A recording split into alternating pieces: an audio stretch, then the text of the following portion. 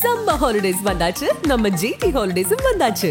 GT Holidays, South India's #1 travel brand. மார்க்கெட்லயே கம்மி சேதாரத்துல இன்னும் 1% தள்ளுபடி கொடுப்போம். ஓகே, வைரநக கேரட்டுக்கு 5000 தள்ளுபடி கொடுப்போம். தள்ளுபடி திருவிழா. Periyar Maniammai Institute of Science and Technology, Tanjavur. PIARC ranked number 17 in India by IIRF. வணக்கம் அழகு. வணக்கம் பிருத்திவி. இன்னைக்கு தமிழ்நாட்டு அமைச்சரவையில் மீண்டும் ஒரு இலாக்கா மாற்றம் நடந்திருக்கு. இதற்கு பின்னணியில் பல பரபரப்பு தகவல்கள் சொல்லப்படுது. ஏன் துரைமுருகன்டேருந்து இந்த பதவியை வாங்கணும், அதற்கு பதிலாக ரகுபதிட்ட கொடுக்கணும், அவர்கிட்ட துரைமுருகன் கொடுக்கணும் அப்படின்னா இந்த இரண்டு பேருக்கும் பின்னணியில் பல பரபரப்பு தகவல்கள் இருக்கு. அது என்னங்கிறத விரிவாக பேசிடுவோம். அதே மாதிரி இன்னைக்கு ஆபரேஷன் சிந்தூர் இது தொடர்பாக அனைத்து கட்சி கூட்டம் டெல்லியில் நடந்திருக்கு. இந்த கூட்டத்திலையும் வழக்கம் போல பிரதமர் பங்கேற்காதது பெரிய அளவில் சர்ச்சையை ஏற்படுத்தி இருக்கு. அதுக்கு அடுத்த கட்டமாக பார்த்தோம்னா பாமக தலைவர் அன்புமணி பேசி வெளியிட்ட ஒரு வீடியோ ஒன்று பயங்கர அளவில் எதிர்ப்புகளை சம்பாதிச்சுட்டு வருது. அதனுடைய பின்னணி என்ன, அது எதிர்க்கப்படுவதற்கான காரணம் என்ன அப்படிங்கிறது குறித்து விரிவாக பேசிடலாம். Welcome to sensation.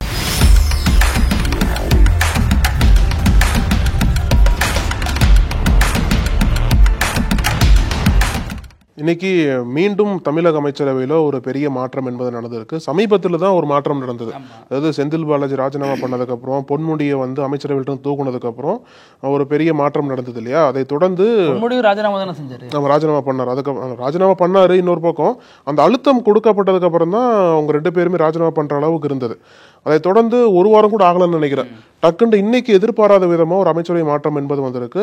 இதுல நம்பர் 2 இருக்கக்கூடிய துரைமுருகன் வகித்து வந்த இலாக்காவை மாற்றப்பட்டிருக்கு. யூஸ்வலா துரைமுருகன் நீர்வளத்துறையும் கனிம வளங்களையும் கவனிச்சுட்டு வந்தாரு. இன்னைக்கு அவர்கிட்ட இருந்த கனிம வளங்களை எடுத்து ரகுபதிட்ட கொடுத்துருக்காங்க. ரகுபதி சட்டத்துறை அமைச்சரா இருந்தார். அவர்கிட்ட இருந்த சட்டத்துறை துரைமுருகன் கொடுத்துருக்காங்க. ஸோ அமைச்சரவை மாற்றம் என்பது இன்னைக்கு இது மட்டும் தான் நடந்திருக்கு.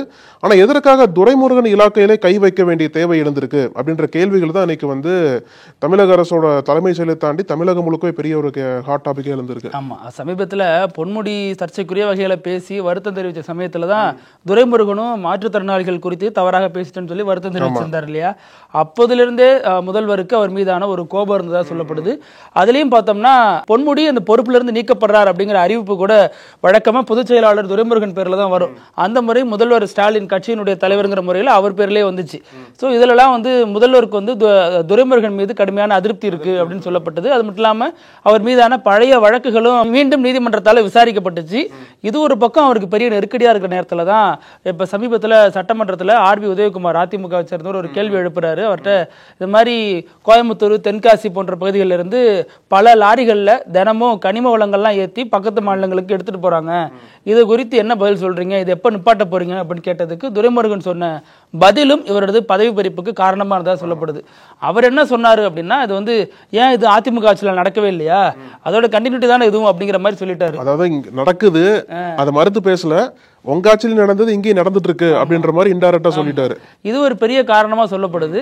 அது இந்த ஆட்சியில நடக்கலன்னு சொல்றதுக்கு பதிலா நடந்ததுதான் இங்கேயே நடக்குது அப்படின்னா அந்த தவறை நியாயப்படுத்துறாரா அப்படின்னு முதல்வருக்கு அங்கேயே கோபம் வந்துடுச்சு அப்படின்னு சொல்றாங்க. இன்னொரு விஷயம் என்னன்னா, நீண்ட நாட்களாகவே அதாவது இந்த கனிம வளத்துறையில தொடர்ந்து நடக்கிற சிக்கல், மோசடி, முறைகேடு இப்படின்னு பல விஷயங்கள், இது தொடர்பாக ஆங்கில நாளிதழ் உள்ளிட்ட பல இதுல தொடர்பான கட்டுரைகள் தொடர்ந்து வெளிவந்துட்டே இருந்துச்சு இல்லையா?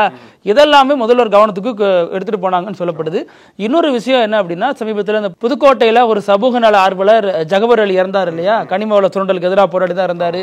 இப்ப சகாயம் ஐஏஎஸ் அந்த கனிம வள சர்ச்சையில சிக்கி மறுபடியும் செக்யூரிட்டி தரமாட்டேங்கிறாங்க. இப்படின்னு பல விஷயங்கள் எல்லாமே எங்க போய் கடைசியா நிக்குதுன்னா இந்த கனிம வளத்துறை தான் டார்கெட் பண்ணுது. அது மட்டும் இல்லாம முதல்வருக்கும் கனிம வளத்துறையை அவர் கையாளுறதுல கொஞ்சம் சிரமம் இருந்ததா சொல்லப்பட்டுச்சு. இவர் சரியா கையாளல, நிறைய இடங்கள்ல அதிருப்தி வெடிக்குது அப்படின்லாம் சொல்லப்பட்டுச்சு. முறைகேடுகள்லாம் அப்பட்டமா தெரியுது அப்படிங்கிற மாதிரிலாம் நிறைய கருத்துக்கள் சொல்லப்பட்டுச்சு. இதன் நீட்சியாவே அவர்கிட்ட இருக்கக்கூடிய கனிம வளத்தை பறிக்கணும் அப்படின்னு முடிவுக்கு வந்திருக்கிறதாக தகவல். ஆனாலும் பறிக்கிறத அப்ப அது யார்கிட்ட கொடுக்கறது அப்படிங்கிறப்ப ரகுபதி முடிவு செய்யப்பட்டாரு. அப்ப அவர்கிட்ட இருந்து ஒண்ணு பறிக்கணும் அப்படின்னா அவரது ரொம்ப ஸ்ட்ராங் ஹோல்டு, பெரிய ஒரு துறை இல்லையா சட்டத்துறை, அதையும் அவர்கிட்ட இருந்து பறிக்கிறாரு அப்படிங்கிறதுக்கும் ஒரு காரணம் சொல்லப்படுது. சட்டத்துறை அமைச்சர் ரகுபதி பொறுத்த வரைக்கும் சர்ச்சை பேச்சுகளுக்கு சொந்தக்காரர் தான் அவரும். அதாவது கடந்த காலங்களில் அவர் பேசுனது திராவிட ஆட்சிங்கிறது ராமரோட நீட்சி தான் அப்படின்ட்டாரு. இது திராவிட மாடல்னு சொல்ற முதல்வருக்கு இது எப்படி எடுத்துக்கிறதே தெரியல. தனிப்பட்ட முறையில் கூப்பிட்டு அவரை கண்டிச்சதாகவும் சொல்லப்பட்டுச்சு. ஆனால் அந்த கருத்துக்கு அவர் எங்கேயும் பின்வாங்கல, தவறாக புரிந்து கொள்ளப்பட்டதுங்கிற வகையில் பேசிட்டு போயிட்டார். இன்னொன்று அவர் பொன்முடி சர்ச்சை எப்போன்னு கூட அது வாய் ஸ்லிப்பாகி பேசியிருப்பாரு அப்படின்னு இவ்வளோ பெரிய சர்ச்சை அவரது பதவி பறிக்கப்பட்டதுக்கு தான் காரணம், ஆமா கட்சி பொறுப்பு பறிக்கப்பட்டதுக்கு தான் காரணம், அப்பேற்பட்டதை வாய்ஸ் லிப்பாயிருங்க அப்படிங்கிற மாதிரி அது வக்காலத்து வாங்குற வகையில் பேசிட்டாரு. இதுவும் கட்சிக்குள்ள ஒரு அதிருப்தி ஏற்படுத்தி இருந்துச்சு. அதை அடுத்து புதுக்கோட்டைக்குள்ள அவரு அமைச்சர் மெய்யநாதன் கூட பயங்கரமான ஒரு உட்கட்சி அரசியலில் ஈடுபட்டிருக்காரு. அவர் ஒரு நிகழ்ச்சி இவரோட ஆதரவாளர் போக மாட்டாங்க, இவர் ஆதரவாளர்கள் வந்து இவர் ஆதரவாளர்கள் பண்ற நிகழ்ச்சிக்கு அவரது ஆதரவாளர்கள் வரமாட்டாங்க அப்படின்னு கட்சியை வந்து புதுக்கோட்டையில ஒரு விதமான ஒரு உட்கட்சி மோதல்ல உருவாக்கி வைக்கிறாரோ அப்படிங்கிற வகையிலையும் இந்த நடவடிக்கை அவர் மீது எடுக்கப்பட்டிருக்கு. மேலாட்டமா பார்த்தா ரெண்டு பேருக்குமே டேமேஜ் இல்லாத மாதிரி தான் தெரியும், ஆனா ரெண்டு பேருக்குமே டேமேஜ் இருக்கிற மாதிரியும் தெரியும். இப்ப இருக்கக்கூடிய திமுக அரசுக்கு பல சிக்கல்கள் இருக்குன்னு சொல்லலாம். அதுல மிக முக்கியமான சிக்கல்கள் என்னன்னு கேட்டீங்க அப்படின்னா சட்டம் ஒழுங்கு பிரச்சனை. தொடர்ந்து சட்டம் ஒழுங்கு வந்து எதிர்கட்சிகள் ஒரு திமுக அரசுக்கு எதிராக பேசிட்டு இருக்கிற சமயத்துல அது ஒரு பெரிய பிரச்சனையா பார்க்கப்படுது. இன்னொரு மிக முக்கியமான பிரச்சனை எப்படின்னா அந்த மணல் மாஃபியா. தொடர்ந்து மணல் மாஃபியால வந்து பல முறைகேடுகள் நடக்குது. அதோட அமைச்சராக இருக்கக்கூடிய துரைமுருகன் மீதே சமீபத்தில் அமலாக்கத்துறை வந்து பல வழக்குகள் இது பண்ணாங்க இல்லையா, அவரும் ஈடி ரேடர்ல தான் இருக்கிற துரைமுருகனும். இந்த சமயத்தில் துரைமுருகனோட அமைச்சரவை மாற்றம் எப்படி வந்து அவருக்கு பாசிட்டிவா போகுது. நீங்க சொன்னது போல ரகுபதிக்கும் சரி துரைமுருகனுக்கும் ரெண்டு பேருக்கும் சரிசமமா பாதிப்பு இருக்கு. அமைச்சரவை மாற்றம் தான் வெளிப்படையா தெரிஞ்சாலும் உள்ள வந்து பெரிய பாதிப்புகள் இருக்குன்னு பேசிக்கிறாங்க இல்லையா. இந்த சமயத்துல தான் வரக்கூடிய இந்த மாற்றங்கள் அப்புறம் திமுக கூட நடக்கக்கூடிய உட்கட்சி மோதல்கள்லாம் வரக்கூடிய தேர்தலில் எப்படி எதிரொலிக்க போகுது அப்படின்றத பார்க்கணும். இப்போ இன்னொரு முக்கியமான விஷயம் ஆபரேஷன் சிந்தூர். அந்த முந்தா நாள் இரவு நேரத்தில் ஒரு 1.5 மணி போல இந்திய அரசு பாகிஸ்தானுக்கு எதிராக ஒரு பெரிய தாக்குதலை பண்ணாங்க. இந்த பகல்காம் தீவிரவாத தாக்குதலுக்கு அகைன்ஸ்டா தாக்குதல் என்பது இருந்தது. கிட்டத்தட்ட ஒரு 9 தீவிரவாதிகள் முகாம்கள் அளிக்கப்பட்டது அப்படின்னு இந்திய அரசு வந்து அபிஷியலா தகவல்கள் சொல்றாங்க. இரண்டு பக்கமும் பொதுமக்களோட உயிரிழப்புகள் நடந்திருக்கு. இன்னைக்கு வந்து ஆபரேஷன் சிந்தூர் பத்தி அனைத்து கட்சிகளிடத்துல விளக்க வேண்டிய தேவை எழுந்திருக்கிறதுனால இன்னைக்கு அனைத்து கட்சி கூட்டம் வந்து டெல்லியில கூட்டப்பட்டது. இதுல முக்கியமா யார் வந்தாங்க பாத்தீங்கன்னா ராஜ்நாத் சிங் தலைமையில தான் கூட்டம் கூட்டப்பட்டது. அப்புறம் அமித்ஷா, JP நட்டா, நிர்மலா சீதாராமன் போன்ற மத்திய அமைச்சர்கள் வந்திருந்தாங்க. அப்புறம் இந்த பக்கம் பல கட்சிகளை சேர்ந்த பிரதிநிதிகளை கலந்துட்டு இருந்திருக்காங்க. காங்கிரஸ் சார்பா மல்லிகார்ஜுன கார்கே, ராகுல் காந்தி, அப்போ DMK சார்பா TR பாலு எல்லாம் போயிருந்தாங்க. இதுல வந்து ராஜ்நாத் சிங் பிரீஃப் பண்றாரு எல்லாத்துக்கும். இந்த ஆபரேஷன் எப்படி நடந்தது, எத்தனை பேர் கொல்லப்பட்டாங்கன்னு பேசும்போது என்ன சொல்றாரு அப்படின்னா இந்த ஆபரேஷன் சிந்தூர் வந்து இன்னும் முழுசா முடியல. இது வரைக்கும் 100 பேர் கொல்லப்பட்டிருக்காங்க பாகிஸ்தான் சைட்ல, இன்னும் வந்து எண்ணிட்டு இருக்காங்க. அதனால அபிஷியல் நம்பர்ஸ் இன்னும் தெரியல. இந்த ஆபரேஷன் தொடர்ந்து போறதுனால இதை பத்தி அதிகமான தகவல்களையும் சொல்ல முடியாது. அது மட்டும் இல்லாம பாகிஸ்தான் ஒருவேளை திருப்பி தாக்குனாங்க அப்படின்னா நம்மளும் திருப்பி தாக்குவோம் அப்படின்ற மாதிரி பல தகவல்கள் இன்னைக்கு வந்து எல்லாத்தையும் பகிர்ந்து இருக்கிறாரு. இதுல மிக முக்கியமான கேள்வி காங்கிரஸ் என்ன எழுப்பினாங்க அப்படின்னா அதாவது இந்த ஒரு தாக்குதல்ல எல்லாருமே ஒன்னாதான் நிக்கிறாங்க. எல்லா கட்சிகளோட ஆதரவு இந்திய அரசுக்கு இருக்கு. நீங்க வந்து நல்லபடியா ஒரு மூவ் எடுத்திருக்கீங்க. அது மட்டும் இல்லாம எல்லாருமே வந்து இந்திய பாதுகாப்பு படையினரை பாராட்டிட்டு தான் வராங்க. ஆனா இந்த அனைத்து கட்சி கூட்டத்தில் காங்கிரஸ் எழுப்பின மிக முக்கியமான கேள்வி என்ன அப்படின்னா எதற்காக பிரதமர் மோடி வரமாட்டாரு? பிரதமர் மோடி தான் ஆக்சுவலா வந்து இந்த கூட்டத்துக்கு வந்து இருக்கணும். ஆனா எதற்காக மோடி வந்து வரமாட்டாரு அப்படின்ற கேள்வி வந்து நீங்க மல்லிகார்ஜுன கார்கே மீண்டும் எழுப்பியிருக்காரு. ஆமா, இது வந்து ஏன்னா கடந்த முறை ஒரு அனைத்து கட்சி கூட்டம் கூட்டப்பட்டுச்சு இந்த பகல்காம் தாக்குதலுக்கு பிறகு. அதுலயுமே பிரதமர் மோடி வராதது சர்ச்சைக்கு உள்ளானுச்சு. அந்த கூட்டத்துல தான் இந்திய அரசு இது மாதிரி உளவுத்துறை ஃபெயிலியர் அப்படிங்கறது ஒத்துக்கட்டதாகவும் தகவல் சொல்லப்பட்டுச்சு. அதன் நீட்சியா தான் இப்போ வந்து பதிலடி கொடுத்ததுக்கு அப்புறமும் ஒரு அனைத்து கட்சி கூட்டம் நடத்திருக்காங்க. இதுல ராகுல் போன்றவங்க அங்க பங்கேற்று இருக்காங்க. ஆனாலும் இதுலயும் பிரதமர் ஏன் வர மறுக்கிறாரு அப்படிங்கிறது ஒரு பெரிய கேள்வியா தான் இருக்கு. எவ்வளவு பெரிய தாக்குதல் நடத்தியாச்சு, அடுத்து வந்து அனைத்து கட்சி கூட்டங்கள்ட்ட ரெப்ரசென்ட் பண்ணி பேச வேண்டியதான பிரதமர், இதுல என்ன தயக்கம் இருக்கு அப்படிங்கிற கேள்வியும் முன்வைக்கிறாங்க. அதற்கு என்ன சொல்லப்படுது அப்படின்னா வந்து பிரதமர் வர தயங்கிறது இங்க இருக்கக்கூடிய அனைத்து கட்சியை சேர்ந்தவங்களும் ஏதாச்சும் தேவையில்லாத ஒண்ணு பேசி இந்த பிரச்சனை திசை திருப்ப கூட வாய்ப்பு இருக்கும் அப்படிங்கிற அடிப்படையில் தான் பிரதமரை தவிர்க்கிறார். அது மட்டும் இல்லாம அவருக்கு இப்ப ஆபரேஷன் சிந்தூர் அதுக்கு அடுத்த கட்ட நடவடிக்கை கொடுத்து பேசுறதுக்கு பல விஷயங்கள் இருக்கிறதுனால அது தொடர்பான மீட்டிங்ல பிஸியா இருக்காரு.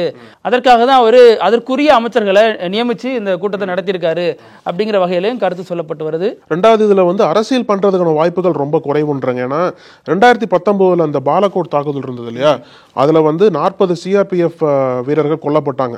அப்ப வந்து இந்த 2019 நாடாளுமன்ற தேர்தல் நெருங்குற சமயத்துல தாக்குதல் நடந்ததுனால அப்ப வந்து எல்லாருமே ஒரு அரசியல் பத்தி பேசினாங்க. அப்ப வந்து மோடி தான் ஆட்சியில் இருந்தார். அப்போ இந்திய அரசு வந்து பாகிஸ்தானை திருப்பி அடிச்சாங்க. அப்ப என்ன சொன்னாங்க அப்படின்னா ஏர் ஸ்ட்ரைக்ஸ்லாம் பண்ணணும்னு சொல்லிட்டு இந்திய அரசாங்கம் சொன்னாங்க. அதற்கு காங்கிரஸ் என்ன வச்சாங்க அப்படின்னா எவிடன்ஸ்லாம் காட்டுங்க, எங்களுக்கு எங்க ஏர் ஸ்ட்ரைக் பண்ணீங்கன்னு சொல்லி எவிடன்ஸ்லாம் வெளியே விடுங்கன்னு சொல்லிட்டு அப்போ பெரிய ஒரு அரசியல் பண்ணிட்டு இருந்தாங்க எல்லா எதிர்க்கட்சிகளும்.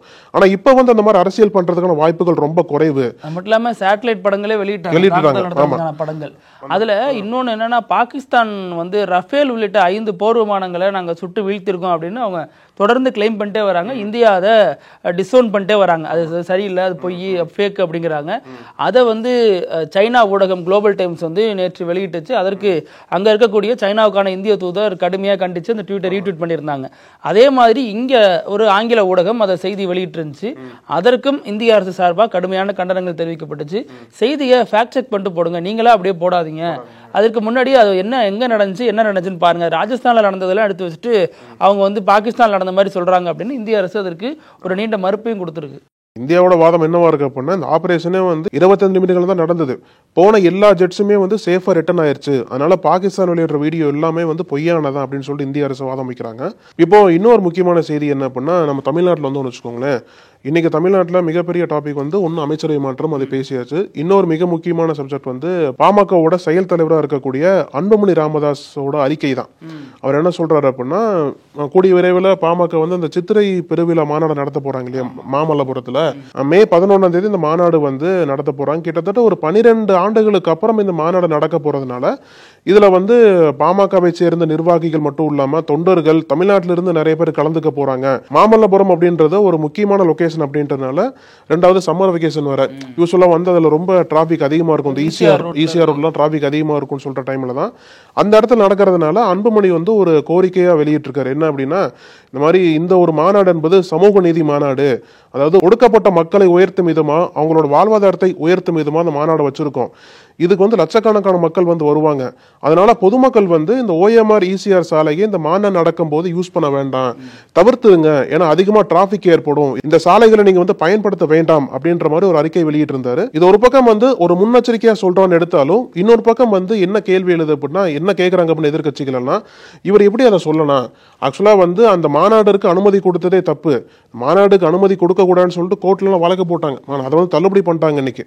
ரெண்டாவது என்ன கேட்கறாங்க அப்படின்னா, அன்புமணியை தன்னிச்சையை எப்படி வந்து பொதுமக்களை நீங்க வந்து ஸ்டாப் பண்ண முடியும்? அது வந்து மிக முக்கியமான சாலை இல்லையா?